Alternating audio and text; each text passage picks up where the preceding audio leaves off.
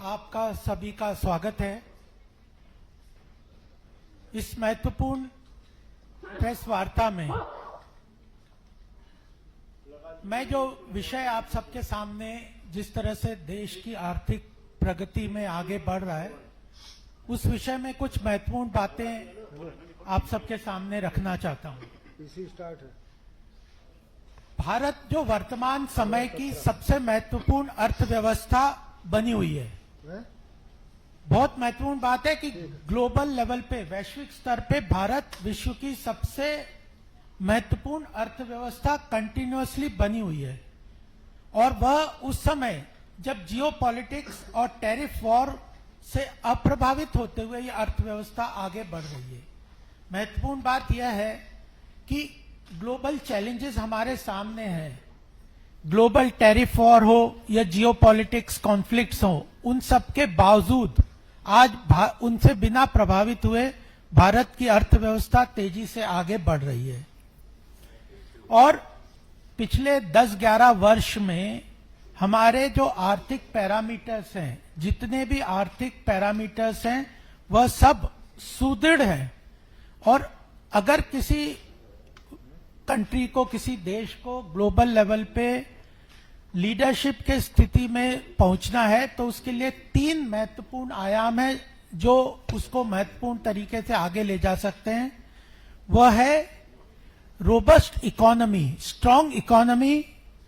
Strong defence and military capabilities and intense global engagement. अगर ये 3 चीजें किसी देश के प्रति पॉजिटिव है, तभी वो आज के समय में, आने वाले समय में ग्लोबल लीडरशिप अटेन कर सकता है। इन तीनों विषय में मैं कुछ मुद्दे आप सबके सामने संक्षिप्त में रखूंगा, जो कि अंडरलाइन करते हुए हम बताना चाहते हैं कि उन तीनों क्षेत्र में, आर्थिक महाशक्ति के रूप में, स्ट्रांग मिलिट्री डिफेंस के रूप में और जियोपॉलिटिकल एंगेजमेंट, अगर आप देखेंगे भारत का पिछले 10-11 वर्ष में तो महत्वपूर्ण तरीके से आगे बढ़ा है। इकोनॉमी को अगर हम देख लें तो सारे मैक्रो इकोनॉमिक पैरामीटर्स, इन्फ्लेशन जो है, महंगाई दर सबसे कम है। आज महंगाई दर देश की ग्लोबल लेवल पे कई देशों को बहुत चैलेंजेस आ रहे हैं, लेकिन भारत की महंगाई दर 4.4 दशमलव के करीब है, जो कि टारगेटेड आरबीआई के उससे अंतर्गत है। वित्तीय घाटा, आज मैं सवेरे ही देख रहा था कि यूएस अपने आप में, वहां पे एक एडवाइजरी निकली है कि यूएस का वित्तीय घाटा इतना इस लेवल पे पहुंच गया है कि उसके लिए चिंता का विषय बना हुआ है। लेकिन भारत का फिस्कल कंसोलिडेशन पाथ, वह जो टारगेटेड रखा हुआ था भारत ने, उसके अंतर्गत उसी लेवल पे है। और सरकार आने वाले समय में उस वित्तीय घाटे को कंट्रोल करते हुए आगे बढ़ेगी, इसके लिए कमिटेड है। फॉरेन एक्सचेंज रिजर्व्स आज हमारा $700 बिलियन के करीब पहुंच गया है। यह अपने आप में बहुत बड़ी स्ट्रेंथ है किसी की अर्थव्यवस्था के लिए। जो प्रत्यक्ष निवेश आता है किसी भी कंट्री के लिए, भारत में आज विश्व में सबसे ज्यादा निवेश है, तो वह भारत अट्रैक्ट कर रहा है। इंफ्रास्ट्रक्चर ग्रोथ देश का बहुत मजबूत है। हर वर्ष, पिछले वर्ष के बजट में भी लगभग 11,11,000 करोड़ का निवेश इंफ्रास्ट्रक्चर डेवलपमेंट के लिए सरकार कंटिन्यूअसली करती आ रही है और हर साल ये बढ़ रहा है। इसी के कारण हम देखते हैं कि सड़क है, रेल है, एयरवेज है, ब्रिजेस है, इन सब क्षेत्रों में बहुत अच्छा तरीके से देश की जो आधारभूत संरचना है वो मजबूत हो रही है। और डिजिटल पब्लिक इंफ्रास्ट्रक्चर, आज G20 का जब यहाँ पे भारत में जो समिट हुआ था, उसके अंदर एक भारत का एक बहुत महत्वपूर्ण तरीके से कंट्रीब्यूशन ग्लोबल लेवल पे रिकॉग्नाइज किया था। वह सोशल वेलफेयर स्कीम को जिस तरह से डायरेक्ट बेनिफिट ट्रांसफर के माध्यम से सरकार, मोदी जी की सरकार जिस तरह से जन कल्याणकारी योजनाओं को डिलीवर करने में सफल हुई है, वो अपने आप में एग्जाम्पलरी और ग्लोबल लेवल पे उसको रिकॉग्नाइज किया जा रहा है। कैपिटल मार्केट हमारा, आज कई देशों में कैपिटल मार्केट मंदी की आड़ में अटका हुआ है, लेकिन हमारा कैपिटल मार्केट तेजी से आगे बढ़ रहा है। और अगर एक समय था 2014 के पहले अगर हम देखें तो पब्लिक सेक्टर अंडरटेकिंग्स को लायबिलिटी माना जाता था सरकार का। आज जितनी भी पब्लिक सेक्टर अंडरटेकिंग्स है उन सब का अगर मार्केट परफॉर्मेंस देखें, उनका कैपेक्स इन्वेस्टमेंट देखें, उनकी प्रॉफिटेबिलिटी देखें, तो यह सब बहुत अच्छी तरह से स्ट्रक्चरली बहुत स्ट्रांग हो गई है। Banking sector, public sector undertaking, oil, defence और भी जितने भी जो पब्लिक सेक्टर अंडरटेकिंग है वो सब बहुत अच्छी तरह परफॉर्म कर रहे हैं। तो हमारी इकोनॉमी के जो मैक्रो इकोनॉमिक पैरामीटर्स हैं, जो स्ट्रेंथ किसी देश की ग्लोबल लीडरशिप के लिए पिलर है एक महत्वपूर्ण, उसमें बहुत अच्छी तरह से मजबूत तरीके से स्थापित हो गया है। दूसरा, अभी ऑपरेशन सिंदूर हुआ, पाकिस्तान के साथ कॉन्फ्लिक्ट हुआ, अगर वहां पे भी देखें तो हमारी डिफेंस कैपेबिलिटी ने ग्लोबल लेवल पे एक अपनी पहचान बनाई है। हिंदुस्तान एरोनॉटिक्स को ले लीजिए, मैजगॉन डॉक को ले लीजिए, इनके 4-4 साल के जो ऑर्डर्स कंप्लीटली इनके पास बुक्ड है। हमारे डिफेंस कैपेबिलिटी, ब्रह्मोस को देख लीजिए और भी तेजस एयरप्लेन को देख लीजिए, तो ग्लोबल लेवल पे मिलिट्री स्ट्रेंथ जो दूसरा पिलर है किसी की देश को मजबूत स्थिति में लाने के लिए, वह भी बहुत अच्छी तरह से ग्लोबल लेवल पे हमने अपनी पहचान बनाई है। और तीसरा जो पिलर है किसी देश की ग्लोबल लीडरशिप के लिए, वह है इंटेंस ग्लोबल एंगेजमेंट। आप वैश्विक स्तर पे ग्लोबल कंट्रीज से, विश्व की जो ताकतवर कंट्रीज हैं या विश्व की जो मजबूत देश है, उनके साथ आप लोगों का किस तरह का संबंध है यह डिफाइन करता है। उसमें आप देख लीजिए कि अमेरिका के साथ हमारे संबंध बहुत अच्छे हैं, यूरोपियन कंट्रीज के साथ बहुत अच्छे बन रहे हैं। G20 का अभी हमने जो समिट किया था, उसने ब्रांड इंडिया के इमेज को वर्ल्ड प्लेटफॉर्म पे बहुत अच्छी तरह से स्थापित किया है। अभी यूक्रेन रशिया का वॉर हुआ था, उसमें प्रधानमंत्री मोदी जी का एक स्टेटमेंट था, this is not an era of war, it was a strong statement. उन्होंने यूक्रेन रशिया को दोनों को एक साथ वहां पे मिलकर बात करके यह बात कही कि this is not an era of war which was echoed globally. यह और हमारे जो फॉरेन मिनिस्टर है एस जयशंकर जी ने यूरोपियन नेशंस को यह कहा कि आप प्रीच तो करते हैं but don't preach what you don't practice. कई विषय पे उन्होंने स्पष्ट रूप से उनको यह अपना आगाह किया है। और यह इनर विजन और inner clarity of strength country के तभी यह हो सकता है। ग्लोबल आउटरीच को अगर हम देख लें तो जितने भी प्लेटफॉर्म्स हैं, चाहे क्वेड, आज ग्लोबल लेवल पे कई महत्वपूर्ण प्लेटफॉर्म्स हैं जिनके ऊपर कंट्रीज का डिवीजन हो जाता है, कोई इसका मेंबर है कोई किसी का मेंबर है। लेकिन क्वेड को देख लीजिए, Russia, America, Australia, Japan, Bharat उसका सदस्य है। वर्ल्ड इकोनॉमिक फोरम में आज भारत को काफी स्ट्रांगली रिकॉग्नाइज किया जाता है। OECD कंट्रीज के साथ हमारे G7, G20 कंट्रीज के साथ बहुत अच्छे संबंध है। सार्क कंट्रीज में भारत अच्छी लीडरशिप कर रहा है। ब्रिक्स के अंदर भारत बहुत महत्वपूर्ण योगदान कर रहा है। और इवन चाइना का SCO जो है, संघाई कोऑपरेशन ऑर्गेनाइजेशन, कोऑपरेटिव ऑर्गेनाइजेशन, उसके साथ भी भारत के बहुत अच्छे संबंध है। जो 3 पिलर मैंने बताए भारत के को ग्लोबल लीडरशिप में स्टैब्लिश करने के लिए, तीनों बहुत अच्छी तरह से स्टैब्लिश हैं। Robust economy, strong defence and military capabilities and intense global engagement, यह तीनों अच्छी तरह से स्थापित हैं। और इसी के आधार पर जब हम कहते हैं कि भारत विकसित भारत की लक्ष्य को आगे बढ़ने के लिए प्रधानमंत्री का आह्वान है, तो उसकी तरफ भारत तेजी से बढ़ रहा है। कुछ चैलेंजेस भी हमारे सामने आते हैं, उन चैलेंजेस को हम कैसे मीट आउट करते हैं यह महत्वपूर्ण है। आज ग्लोबल टैरिफ वॉर्स देश ग्लोबल लेवल पे चल रहे हैं। लोग कह रहे हैं कि जो अमेरिका का जो प्रेसिडेंट ट्रंप का जो उन्होंने रेसिप्रोकल टैरिफ लगा के अर्थव्यवस्था को डिसरप्शन क्रिएट किए ग्लोबली ट्रेड्स को, उसके अंदर कई कंट्रीज आज इस बात को एक्सेप्ट कर रहे हैं, वर्ल्ड फोरम्स पे भी एक्सेप्ट कर रहे हैं कि इसके कारण भी भारत को अनेक अपॉर्चुनिटीज मिल रही हैं।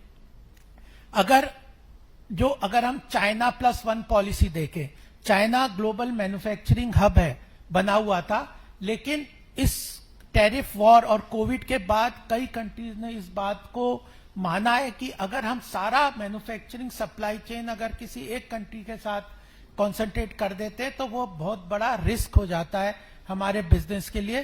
तो हमें ऑल्टरनेटिवली कहीं और अपनी मैन्युफैक्चरिंग सेटअप करनी चाहिए, जिसके लिए भारत का जो इकोसिस्टम है, भारत की सरकार का जो आउटरीच है, भारत की सरकार का जो ease of doing business, infrastructure investment के अंतर्गत काम है, वह इस बात टैरिफ वॉर में भी, क्योंकि कई कंट्री जैसे बांग्लादेश, वियतनाम, इंडोनेशिया, चाइना, इनके साथ अगर ग्लोबल टैरिफ अमेरिका का देखें तो उन लोगों के साथ ग्लोबल टैरिफ जो अमेरिका ने, ट्रंप ने लगाया है, रेसिप्रोकल टैरिफ, उसके कंपैरिजन में भारत के को महत्वपूर्ण तरीके से वो टैरिफ का कॉम्पिटिटिव तरीके से हमें बेटर अपॉर्चुनिटी मिलेगी।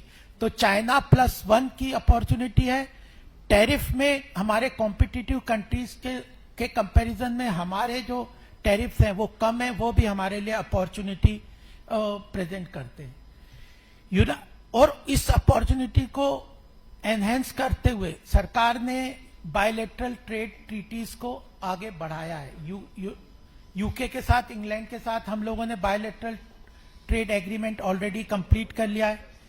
इंटरिम ट्रीटी यूएस के साथ जो 90 डेज का जो विंडो यूएस ने प्रोवाइड किया है कि आप बायलैटरल ट्रीटी हमारे साथ कर लें तो हम जो रेसिप्रोकल टैरिफ लगाने की जो बात है उसको हम एक्सटेंड कर देंगे। तो उसके अंदर भी भारत अपने इंटरेस्ट को वॉच करते हुए हमारी textile industries, leather industries, footwear industries, ऐसी सब इंडस्ट्रीज का इंटरेस्ट ध्यान में रखते हुए bilateral trade treaties UK, European countries, Australia, USA, इन सब के साथ बायलैटरल ट्रीटी कर रही है ताकि हमारी मैन्युफैक्चरिंग सेक्टर को नए नए आयाम, बाजार मिले, हमें एक्सपोर्ट को बढ़ावा मिल सके। इस सब के लिए भी सरकार महत्वपूर्ण तरीके से काम कर रही है।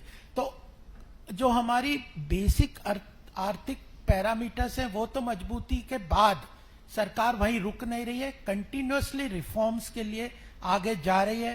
बायलैटरल जो ट्रेड एग्रीमेंट्स है वो एक महत्वपूर्ण हमारे व्यापार को, मैन्युफैक्चरिंग सेक्टर को, एक्सपोर्ट को बढ़ावा देने का काम करेंगे और इस चीज को भी सरकार पूरी तरह से ध्यान में रख रही है। जैसा मैंने बताया था कि जो डिफेंस का है, जो डिफेंस की मजबूती हमारी तो अच्छी तरह से आगे चल रही है। डिफेंस इंडस्ट्री में एक समय था कि 90% हमारा जो डिफेंस रिक्वायरमेंट था वो हम इंपोर्ट करते थे। आज मोर देन 65% ऑफ हमारा जो डिफेंस रिक्वायरमेंट है वो डोमेस्टिकली हम प्रोक्योर कर रहे हैं। इसके कारण हमारा प्राइवेट सेक्टर डिफेंस बहुत अच्छी तरह से आगे बढ़ रहा है। गवर्नमेंट की पीएसयूज भी जो डिफेंस सेक्टर में काम कर रही है वह बहुत मजबूती से और उनकी आर्थिक संपन्नता अच्छी तरह से चल रही है और ग्लोबल लेवल पे हमारा डिफेंस का भी एक्सपोर्ट भी बढ़ता जा रहा है। कई लोगों को यह चिंता है कि जो हमारा कॉन्फ्लिक्ट अभी पाकिस्तान से हुआ है, ऑपरेशन सिंदूर के बाद, क्या इसका हमारी अर्थव्यवस्था पर नकारात्मक प्रभाव पड़ेगा? या हम लोगों का बिल्कुल स्पष्ट आप लोगों को बताना यहाँ पे बताना चाहते हैं कि जो नेगेटिव इम्पैक्ट है इसका आर्थिक व्यवस्था पे, हमारी देश की अर्थव्यवस्था पे बिल्कुल नेगेटिव इम्पैक्ट नहीं पड़ेगा, क्योंकि जो आर्थिक रूप से हमारा बहुत बड़ा ट्रेड और इकोनॉमिक रिलेशन पाकिस्तान से कभी नहीं रहा है। तो इसका नेगेटिव इम्पैक्ट, नकारात्मक जो प्रभाव है भारत पे इसका नहीं पड़ेगा। पाकिस्तान को, जैसे कल प्रधानमंत्री जी ने कहा कि पाकिस्तान की जो अर्थव्यवस्था है को पूरी तरह से हम नष्ट भ्रष्ट कर देंगे, उसने अगर टेररिज्म को नहीं रोका तो उस बात को हमें ध्यान में रखना चाहिए कि जो डिफेंस इंडस्ट्री तो मजबूत हो ही रही है, साथ में इस कॉन्फ्लिक्ट का कोई नेगेटिव इकोनॉमिक इम्पैक्ट हमारे ऊपर नहीं पड़ेगा।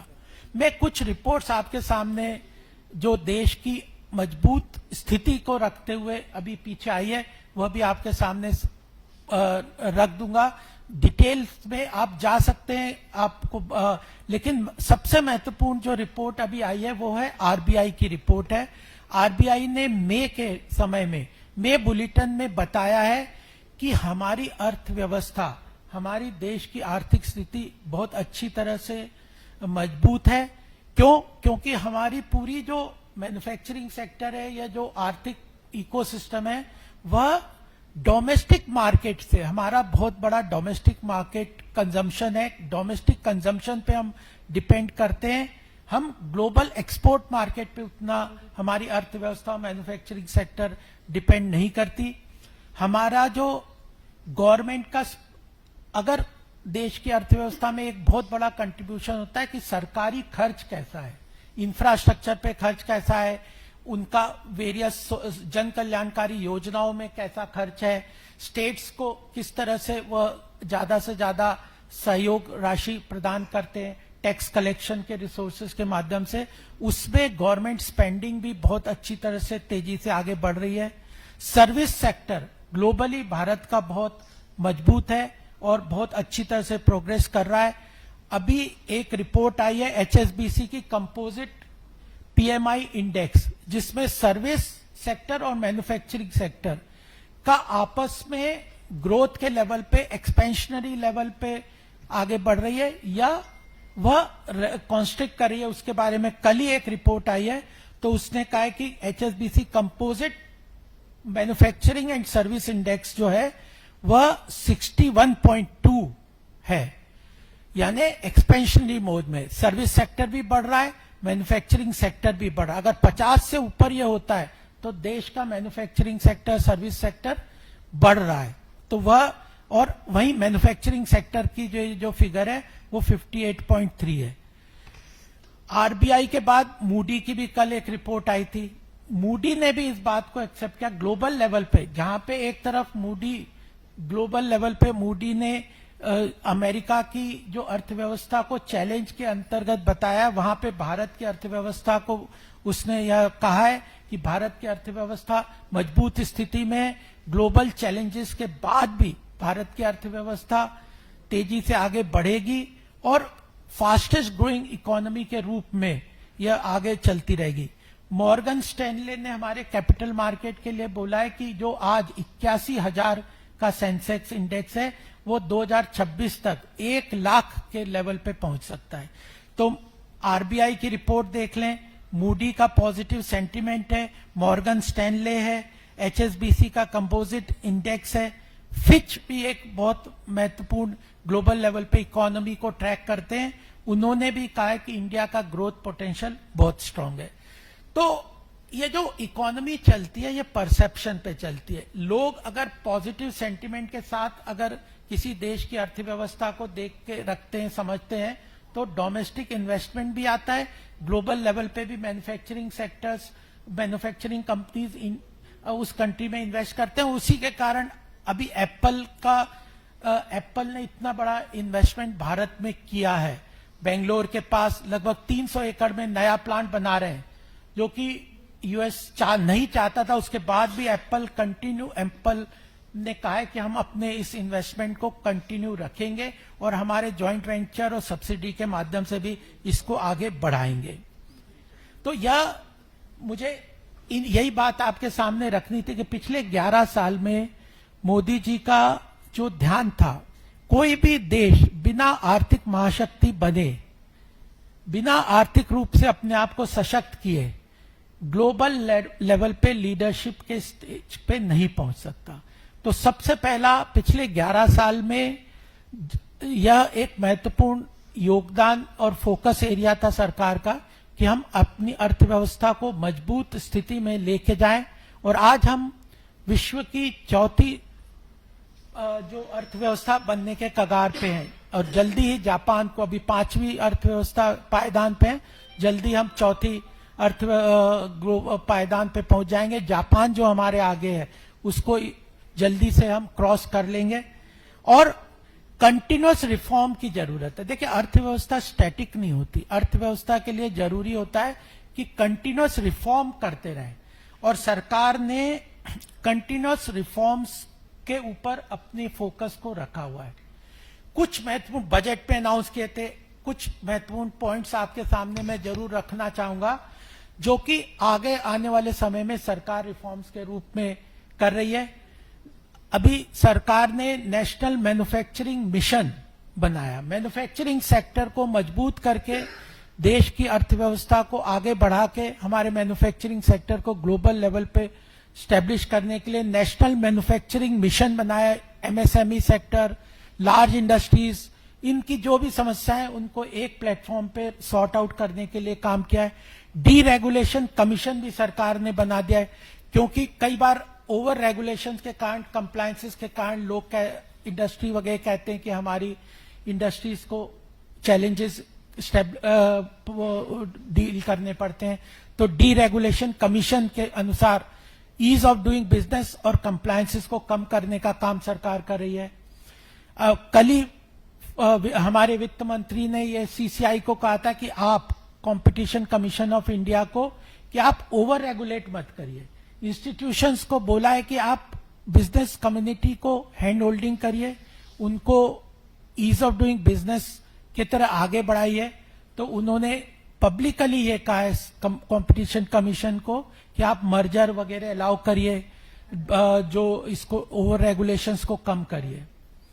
लेबर लॉ एक बड़ा चैलेंज देश के लिए था, उसके अंदर भी सरकार ने कहा है कि स्टेट लेवल पे, क्योंकि लेबर, लैंड, पावर, इलेक्ट्रिसिटी ये सब स्टेट के अंडर डोमेन में आते हैं, तो स्टेट को लेबर लॉ को इम्प्लीमेंट करने के लिए सरकार ने पुश करते हुए मीटिंग भी बुलाई है। ट्रेड एग्रीमेंट्स जो जरूरी होते हैं उनको फास्ट ट्रैक करते हुए अलग अलग कंट्रीज के साथ ट्रेड एग्रीमेंट किए। और जो पावर, रिन्यूएबल एनर्जी, देश की आर्थिक एनर्जी सिक्योरिटी के लिए जो जरूरी है, उसके लिए रिन्यूएबल एनर्जी में कई सरकार ने इनिशिएटिव लिए हैं, चाहे सोलर पावर को ले लें, ग्रीन हाइड्रोजन को ले लें, न्यूक्लियर पावर, देश में पावर जनरेशन के सेक्टर में आगे बढ़े, इसके लिए भी सरकार काम कर रही है। तो लास्ट में मैं आपको यह बताना चाहता हूं कि जो government is committed, our government is committed, अर्थव्यवस्था के ऊपर पूरी फोकस तरीके से काम करते हुए अर्थव्यवस्था को मजबूत करने के लिए सरकार हमारी पूरी तरह से कमिटेड है। और उसके लिए जो मैक्रो इकोनॉमिक पैरामीटर्स में सबसे महत्वपूर्ण होता है कि फिस्कल डेफिसिट, वित्तीय घाटा जो है, अगर हम लोगों ने डिफेंस में खर्चा है, इंफ्रास्ट्रक्चर में इतना खर्चा किया है, पब्लिक सेक्टर अंडरटेकिंग में जिस तरह से सरकार उसको एक्सपैंड कर रही है, तो इसके कारण कहीं वित्तीय घाटा तो सरकार का नहीं बढ़ेगा। सरकार की तरफ से मैं आश्वस्त करना चाहता हूं कि ये जो our government is committed to fiscal consolidation glide path, जो फिस्कल कंसोलिडेशन का रोड मैप सरकार ने तय किया वित्तीय घाटे का 4.4% का, उस पे हम एडर करेंगे, उसके लिए कमिटेड है। और साथ में जो इंफ्रास्ट्रक्चर इन्वेस्टमेंट, कल प्रधानमंत्री जी ने राजस्थान में स्पष्ट रूप से कहा कि इंफ्रास्ट्रक्चर पे जो खर्चा है उसको हम कंटिन्यू रखेंगे, क्योंकि इंफ्रास्ट्रक्चर का पॉजिटिव इंपैक्ट कंजम्पशन पे भी आता है, ईज ऑफ डूइंग बिजनेस पे भी आता है, ईज ऑफ लिविंग पे भी आता है, इंडस्ट्री को भी सपोर्ट करता है। तो जो इंफ्रास्ट्रक्चर इन्वेस्टमेंट पे कोई कमी करने वाले नहीं हैं। तो यह महत्वपूर्ण बात आप सबके सामने मैं रखना चाहता था। भारत वैश्विक अर्थव्यवस्था को गति प्रदान कर रहा है। आज आईएमएफ तक ने यह कहा है कि भारत जो है वह फास्टेस्ट ग्रोइंग इकोनॉमी, इतने ग्लोबल चैलेंजेस के बाद भी फास्टेस्ट ग्रोइंग इकोनॉमी के रूप में आगे बढ़ रहा है, और अपनी अर्थव्यवस्था को ही नहीं बल्कि तेज कर रहा, बल्कि ग्लोबल अर्थव्यवस्था को भी गति प्रदान कर रहा है। तो यह बात मैं आप सबके सामने कहना चाहता था कि भारत आने वाले समय में आर्थिक रूप से मजबूत स्थिति में बढ़ रहा है, उसका डिफेंस इंडस्ट्री और मिलिट्री कैपेबिलिटीज अच्छी तरह से आगे बढ़ रही है, और ग्लोबल आउटरीच, ग्लोबल प्लेटफॉर्म्स में महत्वपूर्ण योगदान करने का भी काम भारत सरकार कर रही है मोदी जी के नेतृत्व में। तो यह विकसित भारत के लक्ष्य को पूरा करने के लिए एक आयाम था, जिसके बारे में मैं आपके सामने अपने विचार रखना चाहता था। इसी के साथ अगर किसी का कोई प्रश्न होगा इस विषय में, अर्थव्यवस्था और इसके बारे में, तो मैं उसको सहर्ष जवाब देने का प्रयास करूंगा।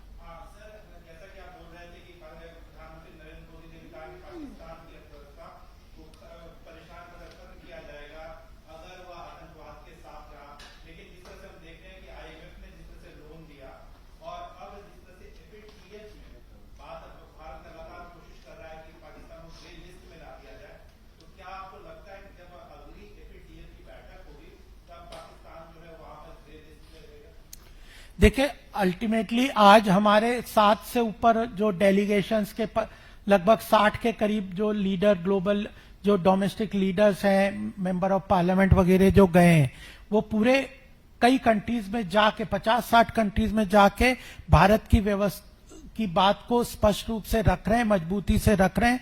साथ में इस बात को भी अच्छी तरह से रखने का वहां पे यह उपक्रम है कि Pakistan is a epicentre of global terror, और उसका इंपैक्ट भी पड़ रहा है। जापान ने और यूएई ने अपना स्टेटमेंट भी दिया है कि भारत के जो पक्ष है और पाकिस्तान का जो टेररिज्म को सपोर्ट करने का जो कार्य है, वो उसमें हम भारत के साथ खड़े हैं।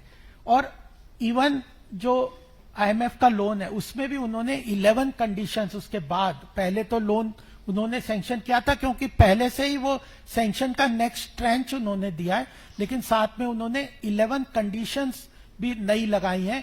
इन कंडीशंस को आप पूरा करोगे तो आपको इस लोन के जो पैसा है वो मिलेगा। तो यह एक अपने आप में महत्वपूर्ण बात है। और भारत ने सभी तरह के व्यापारिक जो संबंध हैं पाकिस्तान के साथ बंद कर दिए हैं। वो एक तरीके से सैंक्शन की तरह ही काम चल रहा है, तो उससे भी उसकी अर्थव्यवस्था को काफी नुकसान पहुंचेगा।